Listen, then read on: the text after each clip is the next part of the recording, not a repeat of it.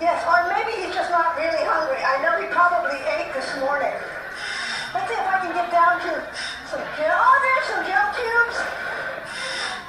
There they go. And some smaller. We have food in different sizes for all the different size mouths. For example, our Garibaldi and our senoritas have much smaller mouths than our sheephead. There we go. Something for everybody. So, Ann, tell us a little bit about the difference between your experience here and your experience diving out of the bay. Well, the biggest difference is in here, we're caring for these animals and this exhibit. Out in the bay, I'm visiting out there. And what's been wonderful is over the last few years, with our marine sanctuary and the reserves and parks that have been set up, we're seeing that those protected areas are helping the ocean to recover. It's becoming more and more like this, with greater numbers of animals and more diversity in animals, which is marvelous to see. We have a female sheephead right here swimming along the bottom next to the male, and she may be coming over to get a bite. Oh, thank you. Female sheepheads are not as striped as the males. They're a pretty pink lavender color. But they all have that wonderful white chin. And very strong jaws, right, Ann? Yes, out in the wild, they'll break open urchins and clams, abalone, things like that with tough shells. So they have really strong teeth and jaws.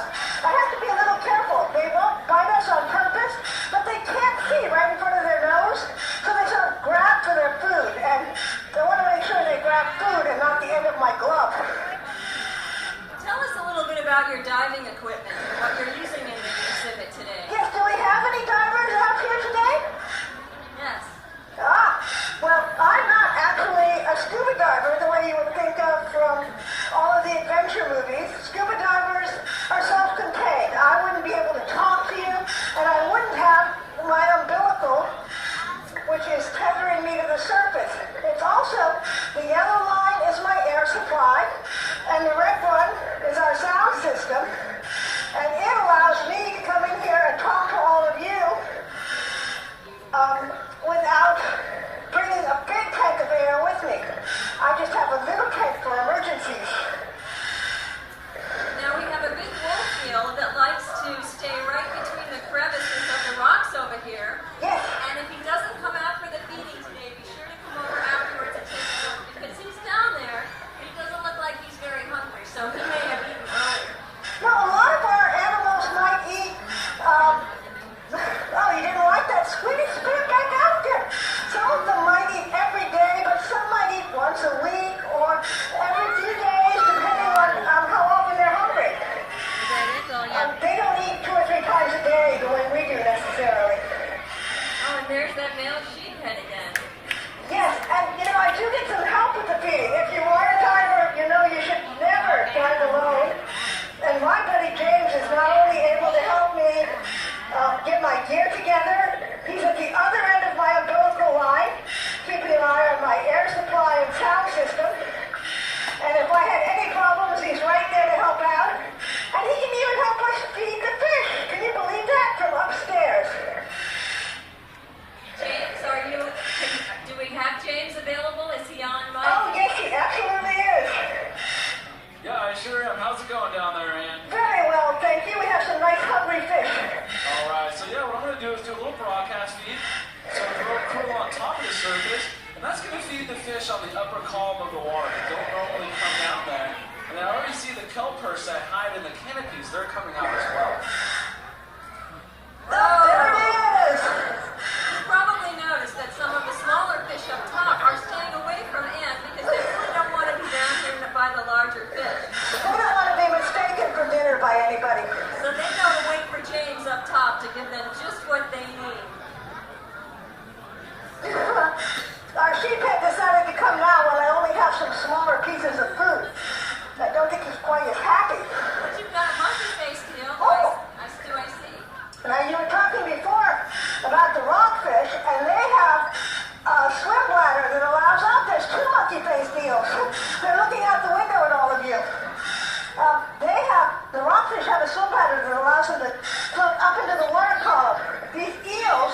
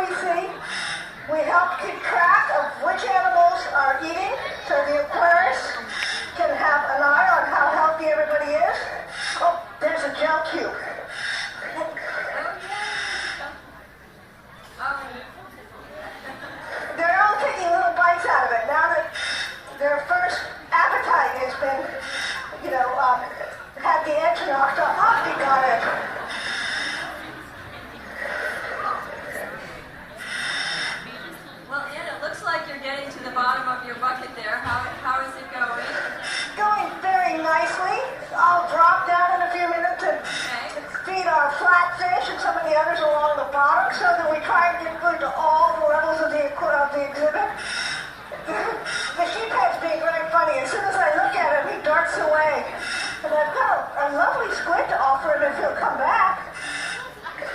Anne will be available for questions on the third floor landing, and if you haven't been up to the third floor, it's really worth going there. You can see the wave machine, and she'll be up there for questions. And of course, I'll stay as well. Yes, I will be a few extra minutes in the water, and then I'll have a few minutes up on the roof if you would like to take a closer look at my gear.